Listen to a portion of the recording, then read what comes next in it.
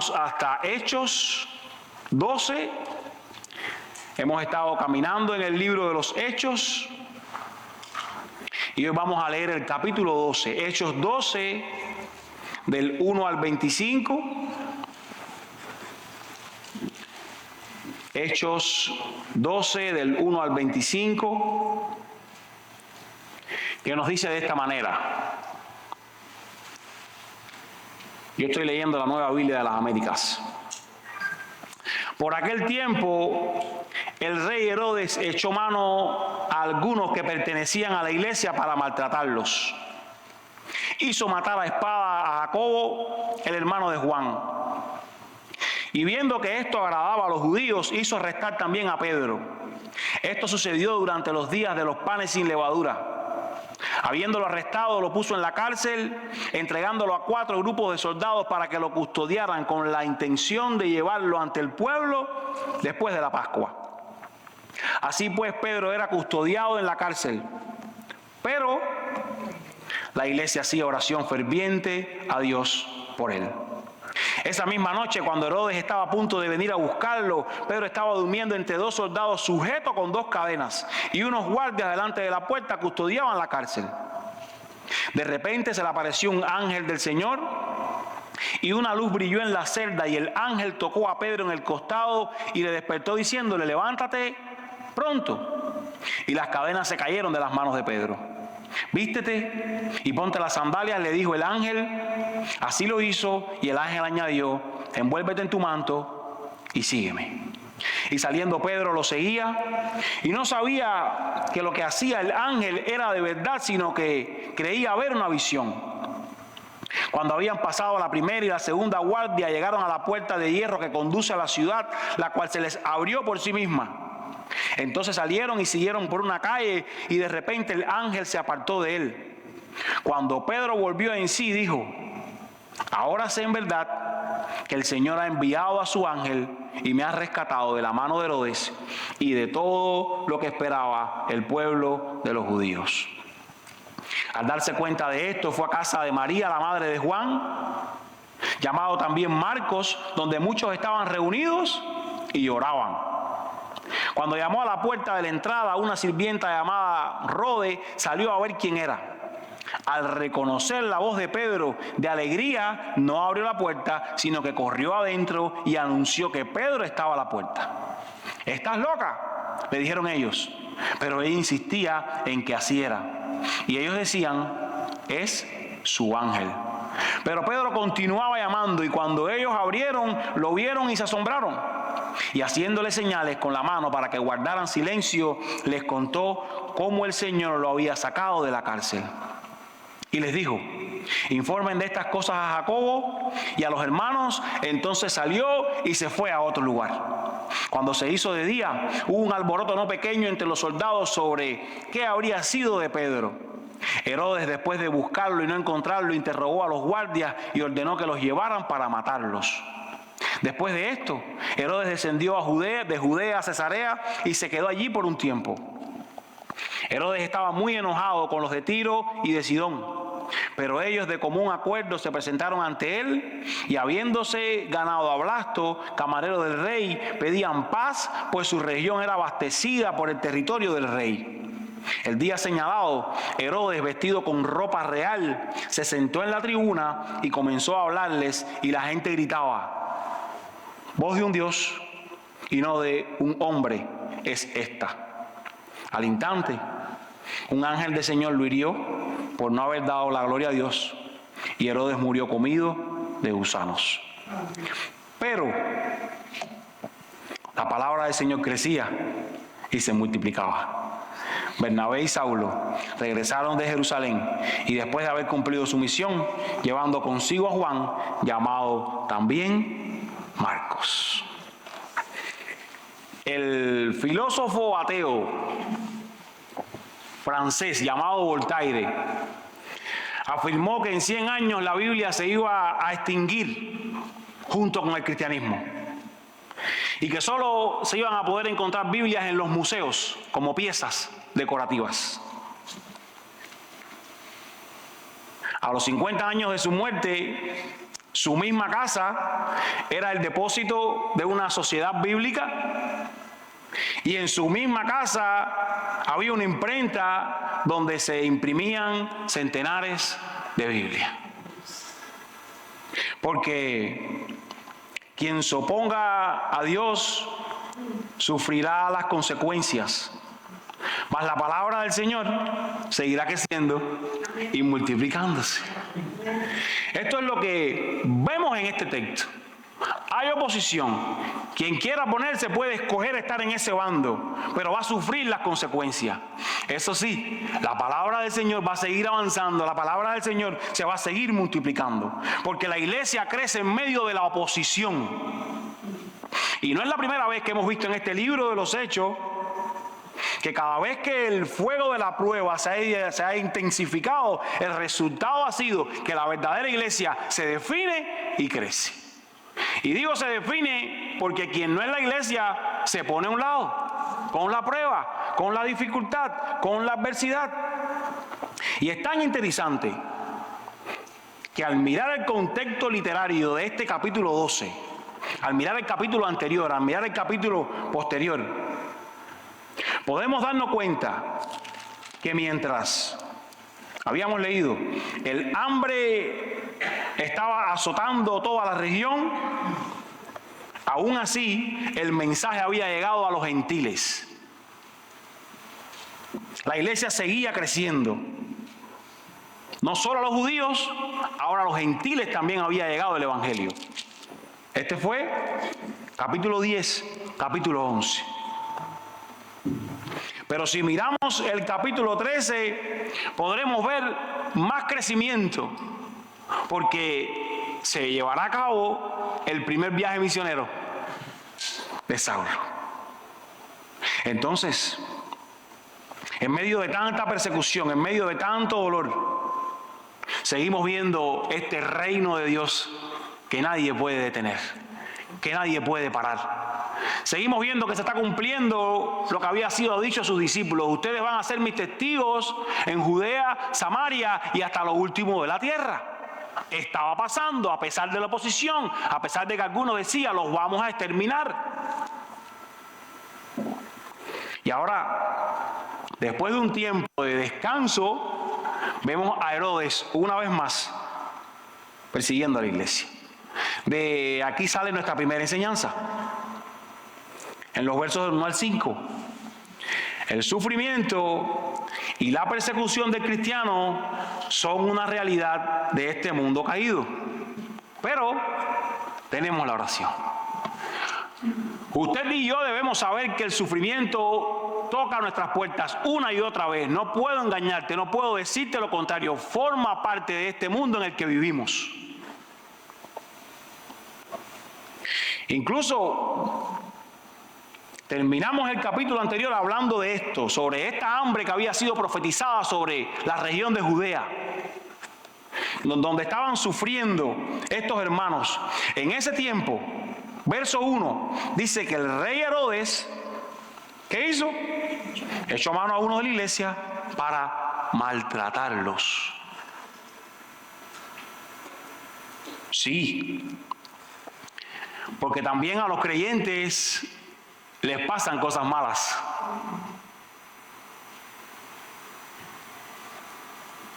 Sí, porque también a nosotros nos dicen que no a determinada gestión que emprendemos.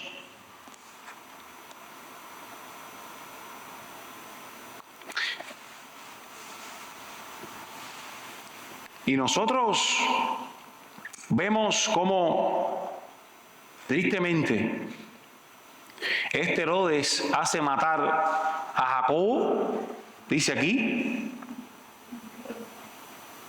a espada. Este era Santiago, el hermano de Juan, hijo de Zebedeo, aquellos que les llamaban Boanerges, hijos del trueno. Y el primero de los apóstoles en morir. Recuerden, Esteban había muerto como mártir, pero él no era un apóstol. Este Herodes que nos habla aquí la Biblia era Herodes Agripa I. Y él afirmaba ser judío porque su abuelo se casó con una judía. Él quería estar entre ellos. Pero él era nieto de Herodes el Grande, que usted ha leído sobre él, ha sido mencionado. El de la matanza de los niños cuando dijeron que el rey iba a nacer, Jesús, y él dijo, los mato a todos. ¿Qué familia es esta?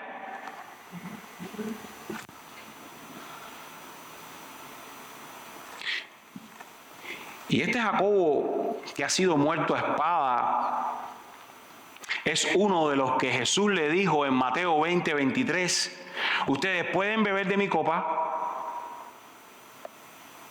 y ahora él la estaba bebiendo. Aquellos habían venido a Jesús preguntándole, queremos sentarnos a tu derecha, a tu izquierda. Él le dice, esto no me es conferido darlo, pero ustedes van a beber de mi copa, eso sí. Y aquí estaba él bebiendo la misma copa de sufrimiento que Jesús había bebido toda en la cruz. Herodes lo había hecho matar a filo de espada, y la ley judía establecía que quienes morían a filo de espada eran hombres perversos que descarriaban a las personas, que llevaban sediciones, que llevaban a las personas a adorar a otros dioses. Como esto estaba siendo juzgado Jacobo, como alguien que adoraba a otro dios. Por eso le mataron a espada. Por otra parte, estamos viendo que cuando él ve que esto ocurre, Herodes manda a apresar a Pedro.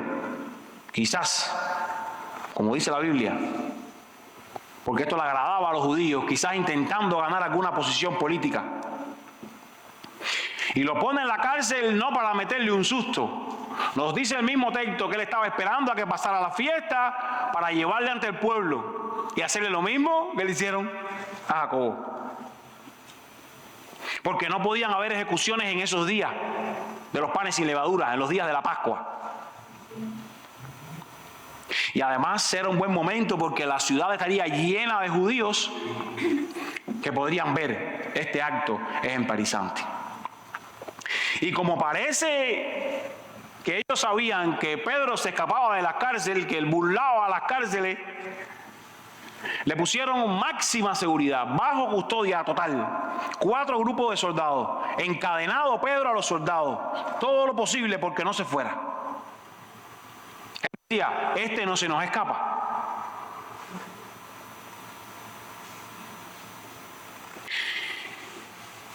Y cuando yo leí este texto y veía a estos hombres de Dios sufrir, ver a Jacobo muerto, ver a Pedro preso, pensaba en lo que hablábamos anteriormente. El sufrimiento, la persecución forma parte de nuestra vida. Seamos quienes seamos. Es más, yo me preguntaba, ¿por qué tiene que morir Jacobo? Y en una misma situación, un Pedro es dejado vivo, con el mismo Dios, con los mismos valores. Ambos son apóstoles. Es más, Jacobo es el hermano del discípulo amado. ¿Por qué él? Y la única manera de entender esto que ocurrió y estas cosas que pasan en la vida de los cristianos, la única manera de comprenderlo es que incluso esto estaba bajo el permiso de Dios.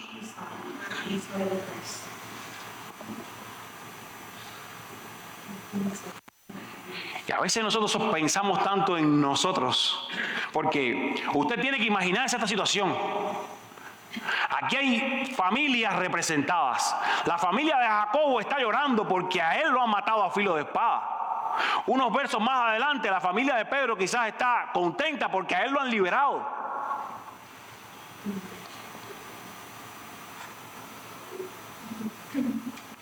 Y el pensamiento de ambos ha de ser el mismo. Esto está bajo el permiso de Dios. Esto está controlado por Dios. Y esto nos ayuda cuando en medio de situaciones difíciles nosotros decimos, ¿por qué a mí? Porque está bajo el permiso de Dios. Emilio hablaba en la clase acerca de cómo él recuerda aún a su padre. Pero este es un pensamiento que viene frecuente a mi vida. a raíz de que mi papá falleció hace un año atrás. Yo digo, hay tanta gente mala por ahí sin ningún deseo de vivir. ¿Por qué él? Y mi pensamiento era el mismo que Emilio compartía en la clase. Él estaba listo para ir con su Señor. Y lo que ocurrió estaba bajo el permiso de Dios.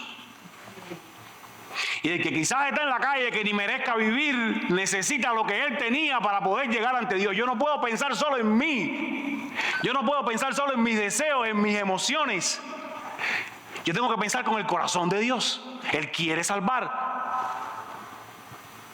Pero a veces nosotros somos como la guataca. Hablamos para nosotros, para arriba, la tierra, para arriba nosotros nada más. Y necesitamos entender que Dios tiene un plan soberano para cada uno de nosotros que no debe ser cuestionado, que simplemente debemos sumarnos y decir, ¿qué quieres hacer en medio de esto, Dios?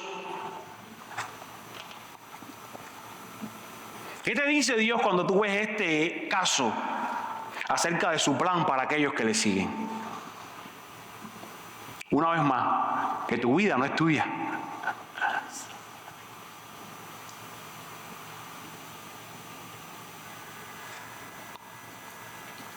¿Qué hacer en medio del sufrimiento? Verso 5. Pedro estaba custodiado en la cárcel. Ya habían matado a Jacobo. Pero la iglesia, ¿qué hacía? Oraba por él. Esta iglesia sabía que Herodes quería hacer con Pedro lo mismo que con Jacobo. Y lejos de la iglesia decir, vamos a trazar un plan de fuga, la iglesia fervientemente está orando sin cesar. Vamos a orar. Dios está en control. Vamos a llevar esto a Dios. Porque la oración ferviente y sujeta a Dios es nuestra alma más poderosa. Confiada en Dios, descansada en Dios.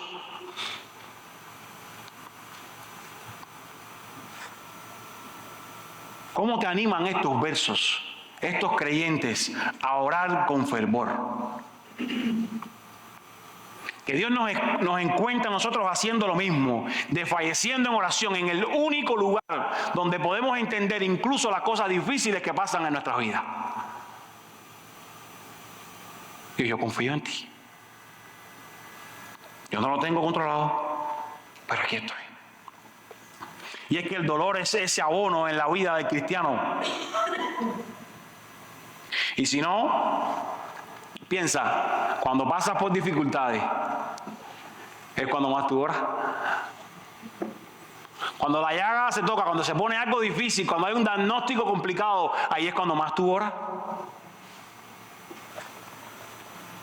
Las otras madrugadas, o la otra madrugada, para decirlo bien, yo quería levantarme a orar, pero el sueño me vencía. Y empezó Salén con una tos. Me levanté a orar de tiro. Una cosa simple, ayúdala a dormir, Señor, pobrecita. Pero es que nosotros a veces necesitamos ese pincho, ese dolor para ir a Dios y decirle, te necesito, no puedo con esta situación. Y esto es lo que estaba haciendo esta iglesia. No tenemos el control. A él lo pueden matar como mataron a Jacobo. Confiamos en ti, oramos por lo mejor que tú puedas darnos. Porque esa es la otra. Ellos oraron creyendo a Dios que era poderoso para hacer. Ellos no fueron pesimistas, porque hay quien entiende la soberanía de Dios pesimistamente y dice, no, ya Dios tiene decretado todo lo que va a pasar, ¿para qué voy a orar? No. Hay cosas que Dios ha decretado, hablando de decretar, que solo se van a hacer si usted ora. Hay bendiciones que están atadas a una oración. Y Dios espera que usted ore, Dios espera que usted se acerque a Él. Y Él sigue siendo soberano y Él sigue estando en control. No es que el poder esté en ti, es que Él te quiere dar esa bendición. No es que el poder esté en tu gran oración, porque la oración de ellos no tuvo poder ninguno. Es más, cuando Dios contestó, ellos no creían. Una vez más, para mostrar que no tenía que ver con su poderosa oración. Ellos oraron creyendo a Dios. Y cuando nosotros oramos debemos también saber que no toda oración va a ser respondida pero sí va a ser escuchada. Dios está escuchando. Y si nosotros oramos, hicimos nuestra parte. Dios hace la suya. Número 2, versos del 6 al 19. La buena y milagrosa mano de Dios puede hacer más de lo que pedimos o alcanzamos nosotros a creer. Ahora, mire esto usted, verso 6. La noche antes de ser ajusticiado, antes de ser juzgado, que era lo siguiente que venía. Porque Herodes lo venía a buscar, nos dice el verso 6. Esa misma noche, cuando Herodes estaba a punto de venir a buscarlo para el otro día juzgarle por la mañana, llevarle ante el pueblo, esa misma noche el ángel vino. Pero mire usted qué estaba haciendo Pedro, porque es interesante lo que él estaba haciendo y que incluso la Biblia nos diga que él lo estaba haciendo. ¿Qué estaba haciendo? Él estaba durmiendo, como un niño. Ni el piso duro de la cárcel, ni las cadenas de los soldados que lo tenían amarrado a él para que no se fuera, ni la amenaza de que le iban a ejecutar al otro día, ninguna de esas cosas le había robado el sueño. Aquí estoy durmiendo. Hay una gente que está orando por mí. Quizás ya lloré. Voy a descansar. El Señor está en control. Yo puedo dormir porque mi Señor no duerme. Pero nuestro pensamiento es al revés. Yo quiero estar desvelado, asustado, preocupado, cuando no tienes nada para hacer en tus manos.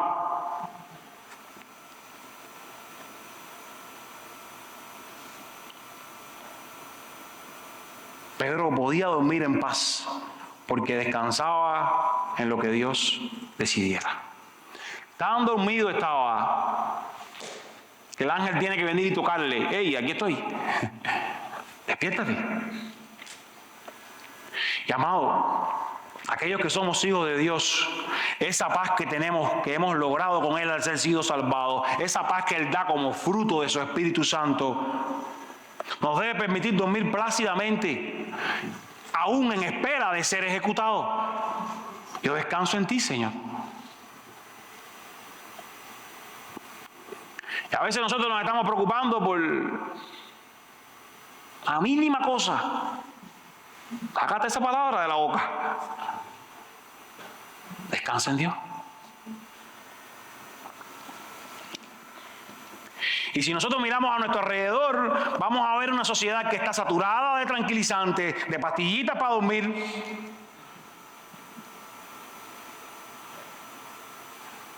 Porque no han descansado en Dios. No me malinterprete. Quien las necesita, las necesita.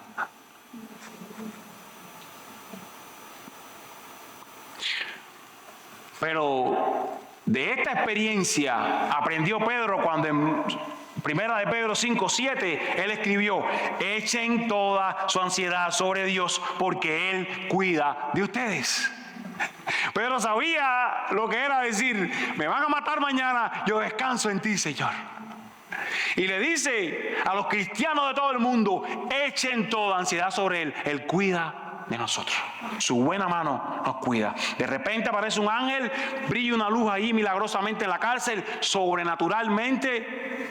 Pedro pasa todas aquellas puertas que no había manera. Él estaba en una prisión literalmente de máxima seguridad, amarrado, anclado a hombres.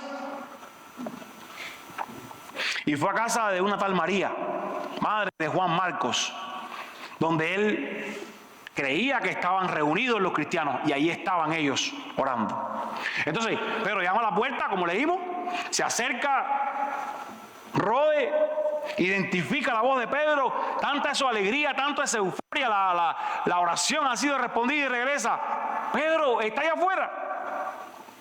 Verso 15. Los de adentro, que dijeron: tú estás loca, ¿no? Oye, ustedes están orando por esto. No, ese debe ser su ángel. Y este era un pensamiento judío, que cada persona tenía un ángel guardián que podía asumir la forma de esa persona. Y dicen otros incluso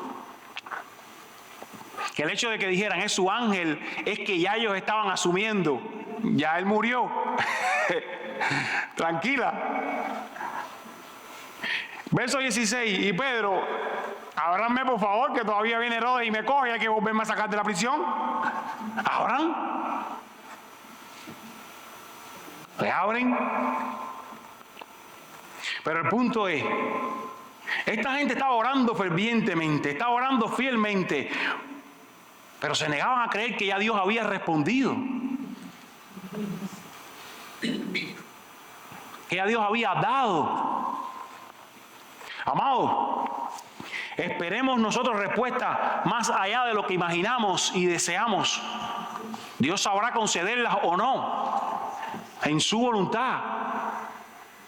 A uno lo mataron a espada, a otro lo liberaron de la cárcel. Por ambos oró la iglesia. ¿Cómo te animan estos versos a confiar y esperar en Dios?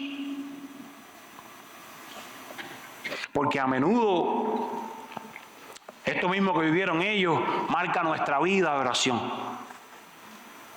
No creemos.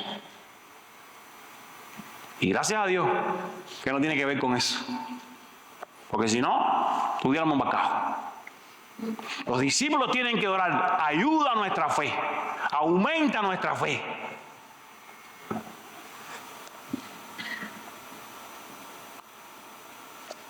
Y nosotros oramos a aquel Dios de Efesios 3:20. Y aquel que es poderoso para hacer todo, mucho más abundantemente de lo que pedimos o entendemos, según el poder que obra en nosotros. A ese oramos. Al que puede hacer las cosas más allá de lo que nosotros creemos, entendemos. Así es que Pedro les dijo, avisen a Jacobo. Este era otro Jacobo, porque el Jacobo anterior estaba muerto. Este era el hermano de Jesús. Mateo 13:55 habla de él. Él era un líder importante en la iglesia de Jerusalén. Y él le dice, avísenle.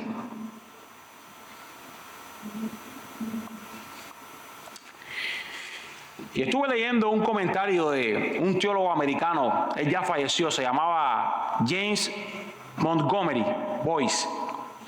Él decía, el caso de Pedro era uno sin esperanza, humanamente hablando. Estaba en prisión, rodeado de guardias, estaba dormido, estaba condenado a morir. Su caso nos refleja a nosotros en nuestro pecado. Estamos encadenados por el pecado y no podemos escapar. Incluso estamos dormidos en el pecado, insensibles a Dios, hasta que su Espíritu Santo es enviado para romper nuestros grilletes, liberarnos. Esta es una buena imagen de lo que Dios hace con nosotros en la salvación. Él envía su luz para iluminar la oscuridad espiritual de nuestras vidas, quita las cadenas del pecado para que podamos ser libres en Jesús. Solo Dios puede librarte de la prisión espiritual en la que tú estás, sea quien sea. Y como decimos cada domingo, si no eres un cristiano y estás aquí, corre a Él, sé libre, en Él hay perdón. En el Evangelio hay espacio. Solo necesitas entender su santidad, arrepentirte de quién eres y decirle, salva mi corazón. Creer arrepentido. Número 3. Cualquier voz contraria a la palabra de Dios será callada, mas la suya seguirá creciendo y multiplicándose. Cualquier otra voz que se ha levantado, porque Dios no tiene rivales, ha sido acallada. Y estos versos del 20 al 25 nos muestran un Herodes que estaba enojado con los de Tiro y los de Sidón. No nos dice por qué. Y un tal Blasto orquestó este encuentro para que se lograra la paz. Y miren qué interesante que Lucas no habla del discurso de Herodes, solo habla de cómo venía vestido, solo habla de su pompa y de lo que ocurrió. de su apariencia, de la respuesta de la multitud. Dice que él estaba vestido de ropas reales.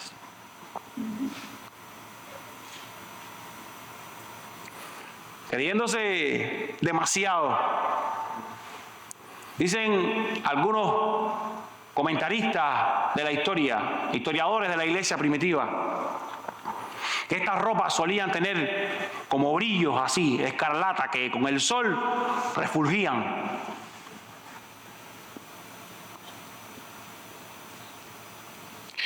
Y esta gente comenzaron a halagarle, comenzaron a adorarle como no debía ser, y decían esa frase: voz de un Dios y no de un hombre es esta. Voz con la que ningún hombre consciente de quién es Él se puede quedar quieto.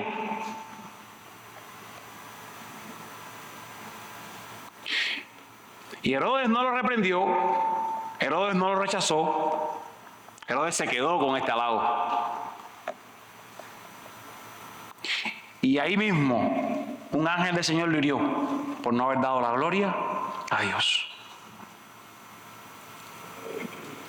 Él recibió aquello creyéndose ser él un Dios. ¿Y cómo terminó? Comido por gusanos. A pesar de toda su pompa, a pesar de toda su realeza, tuvo una muerte vergonzosa. Comido por gusanos. Algunos piensan que fue alguna especie de infección. Y esto lo habla la tradición de la iglesia, que le tuvo todo infestado con gusanos por días hasta que murió.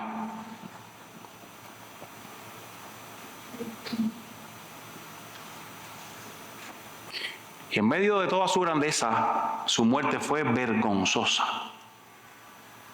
Porque hay un solo Dios en Cesarea, y hay un solo Dios en el mundo entero, y Él no le va a entregar su gloria a nadie. Es su gloria.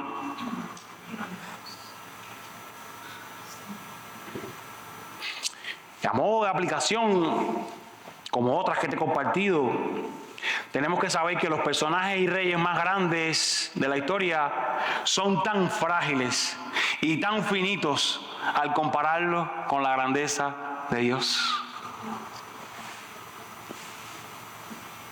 Aquí hay gente que idolatran a mandatarios. Aquí hay gente que idolatran a pastores.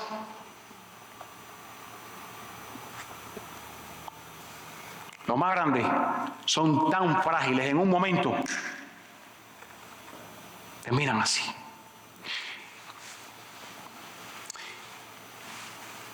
Y ahora voy a ir en otra dirección, porque en el caso de Herodes muchas veces hemos estado usted y yo, tomando gloria que no merecemos también en ocasiones. Y quiero decirte que la única razón por la que no recibes el mismo trato que recibió Herodes es por la gracia de Dios. Porque a veces también te has cogido para ti cosas que no mereces. Todos anhelamos, disfrutamos los elogios de los demás. Todos seguimos el mismo camino de Adán y Eva de querer ser como Dios. En algún momento has deseado ser objeto de admiración. Lo único que nos diferencia de Herodes, sin mérito alguno, es la misericordia y el perdón que Dios ofreció a través de Cristo. Lo único. Dios no puede mirarle a usted aún sentado aquí en la iglesia hoy, si no es con Cristo en el medio. Y mire usted el contraste, porque leímos este texto en 10:26 hace unos domingos atrás. Pedro va a ser adorado por Cornelio. ¿Y qué hizo Pedro? ¿Ustedes se acuerdan? No. Párate que yo soy un hombre. Mire usted el contraste. Pero Herodes amaba la alabanza de la gente. Y con eso se quedó. ¿De qué manera te sientes tentado a robar la gloria de Dios, mi amado hermano? La única forma de rechazar la alabanza de los demás es encontrando un mayor deleite en esa gloria de Dios. Es encontrando un mayor deleite en esa gloria de Dios más que en nada en este mundo. Más que en nada. Cuando reconozcamos que Cristo es el tesoro más grande de la tierra y el cielo, con gusto vamos a renunciar a cualquier elogio de esta tierra, a cualquier virtud de esta tierra. Y para concluir, antes de pasar a la cena, quien se oponga a Dios va a sufrir las consecuencias, mas la palabra del Señor va a seguir creciendo y multiplicándose. Porque el reino del hombre es frágil, pero el reino de Dios es invencible, es indetenible, es imparable. Versos 24 y 25 cierran mostrando allí cuán frágil y fugaz la gloria de Herodes, cuán fuerte y continuo e invencible es nuestro Dios. Herodes comienza este capítulo persiguiendo a los cristianos, termina este capítulo él muerto, pero la palabra del Señor sigue creciendo, se sigue multiplicando. ¡Aleluya! Escuche esto, aunque suene duro. Pedro fue encarcelado, pero la palabra seguía creciendo, porque no se los daba de Pedro tampoco. Jacobo fue muerto, pero la palabra seguía creciendo.